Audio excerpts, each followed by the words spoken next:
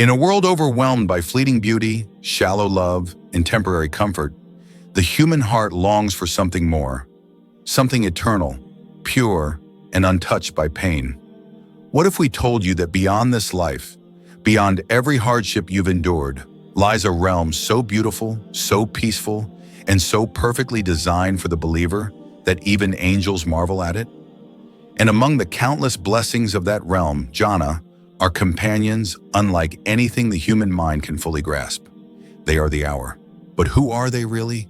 What do they represent? And why did Allah mention them repeatedly in His divine book? This is not a tale of fantasy. This is a sacred truth, a sign of Allah's infinite mercy. Let's journey into the reality of the hour in Islam. Chapter 1. The glorious design of Jannah, where the Hur belong. Jannah is not a mere reward. It is the final destination of every soul that endured with faith, resisted temptation, remained sincere in solitude, and placed its trust in the unseen promises of the Most Merciful. It is a garden of divine craftsmanship, filled with palaces not built by hands, rivers that never dry, fragrances never known to this world, and peace that knows no end. And within this eternal paradise, Allah created special companions, not as temptations, but as part of the complete experience of divine reward. They are not ordinary beings. They were created in Jannah, for Jannah, by the one who created beauty itself.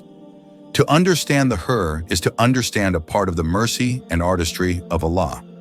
They are a reflection of His generosity to those who sacrifice their desires for His sake.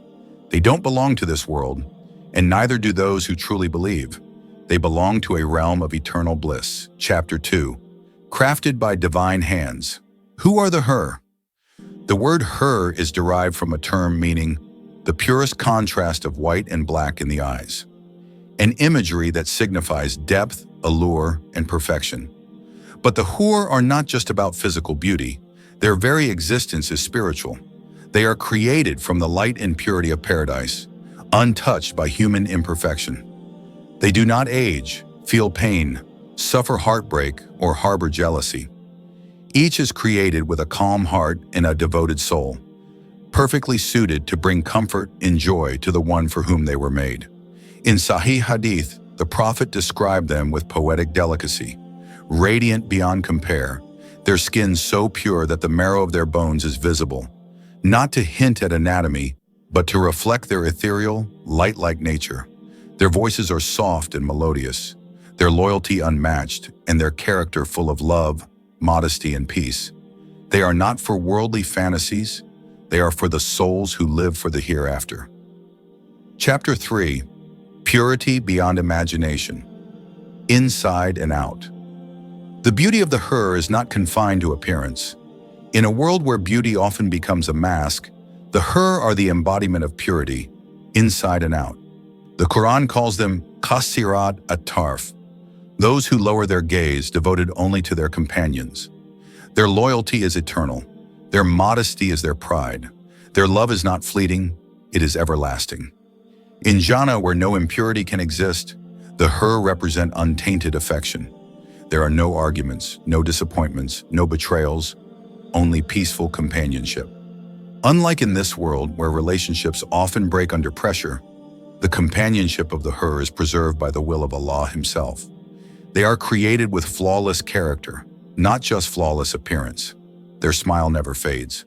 Their presence brings serenity. And their love is a divine reward, not just for resisting sin, but for longing for something greater than this temporary life. Chapter 4. Women of this world. The Queens of Jannah. A common misconception arises when people hear about the Hur. They ask, what about the believing women? But the answer is more beautiful than many realize. The believing women of this world, who worshipped Allah, remained patient, lowered their gaze, dressed with modesty, raised families in truth, and held on to faith amidst trials. They are greater than the Hur. They will be the queens of Jannah. Their beauty will outshine that of any hour. Their status will be higher, their rewards more personal. While the Hur are created as companions, the righteous women of this world are elevated partners, honored by name, remembered by their deeds. And just as believing men are rewarded, so are the believing women, with palaces, rivers, eternal youth, and companionship of their choosing. In Jannah, no one feels left out. Allah's justice is absolute, His mercy unmatched, and His reward perfectly tailored to each soul. Chapter 5, in Hadith, Echoes of the Unseen. Our beloved Prophet Muhammad gave us glimpses of the unseen, not to distract us, but to anchor our hearts to what truly awaits. He described the Hur in various narrations, their beauty shining through 70 layers of clothing, their laughter, like music, and their companionship, a source of eternal joy.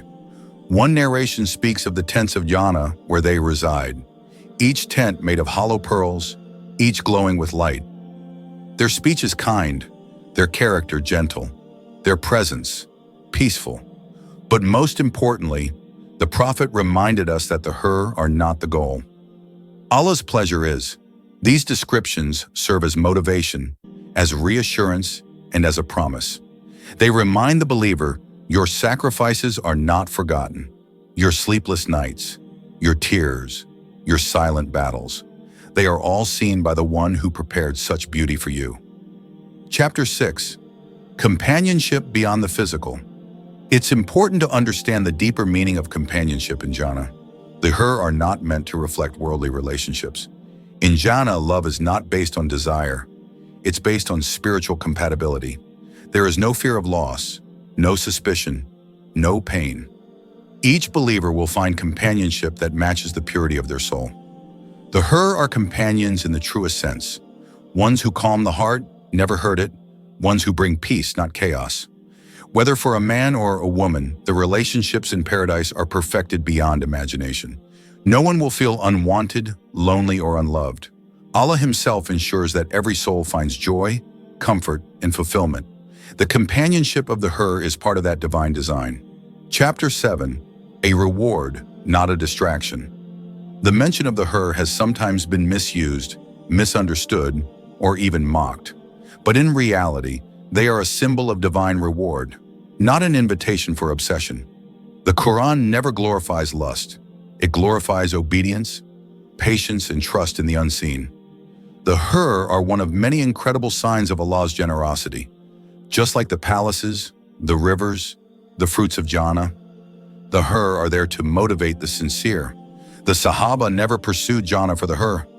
They pursued it for the pleasure of their Lord, but they still believed in every reward promised with full certainty. So should we, because when Allah promises something, He fulfills it beyond what we can imagine.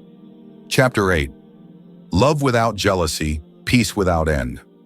One of the most beautiful aspects of paradise is that there is no jealousy, no rivalry, and no sorrow. The Prophet told us that the hearts of the people of paradise will be purified. Spouses, friends, and companions will love each other purely. For women who may fear losing their husbands to the Hur, or men who fear loneliness, know this. Allah removes every ounce of sadness, every bit of comparison, every reason for pain. The Hur will never cause jealousy. Instead, they will enhance the peace of Jannah. Relationships in the afterlife are not competitive. They are complete, peaceful, and eternal. Every soul will be content. Every heart will be satisfied. Such is the promise of the Most Merciful. Chapter 9, The Endless Signs of Allah's Mercy. Everything in Jannah is a sign of one thing, the mercy of Allah. The Hur, like the rivers, the gardens, and the shade, are reflections of His love for His believing servants. Allah is Ash-Shakur, the most appreciative. For every time you looked away from sin, for every tear you shed in sujud, for every time you forgave someone who wronged you, Allah stores rewards. The Hur are among those stored rewards, waiting to honor the believer. They are not worldly temptations. They are eternal comforts, created to reflect peace, loyalty, and divine care. The more you understand the Hur, the more you realize how much Allah values your struggles and remembers your every sacrifice. Chapter 10, The Ultimate Vision, Beyond Hur and Palaces.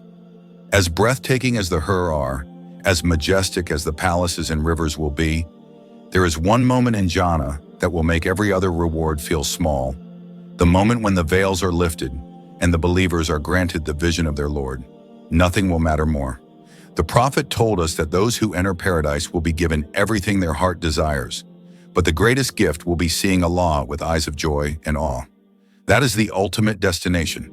The Hur are part of the reward, yes, but they are not the goal.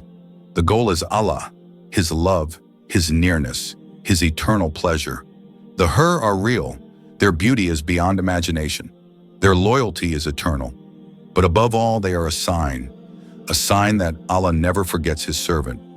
So strive, be patient, and remember, the greatest rewards are not in this world, but in the next. If this journey touched your heart, support our work. Don't forget to like, comment your thoughts, and subscribe for more stories that awaken the soul. May Allah grant us all a place in Jannah, where every promise becomes reality.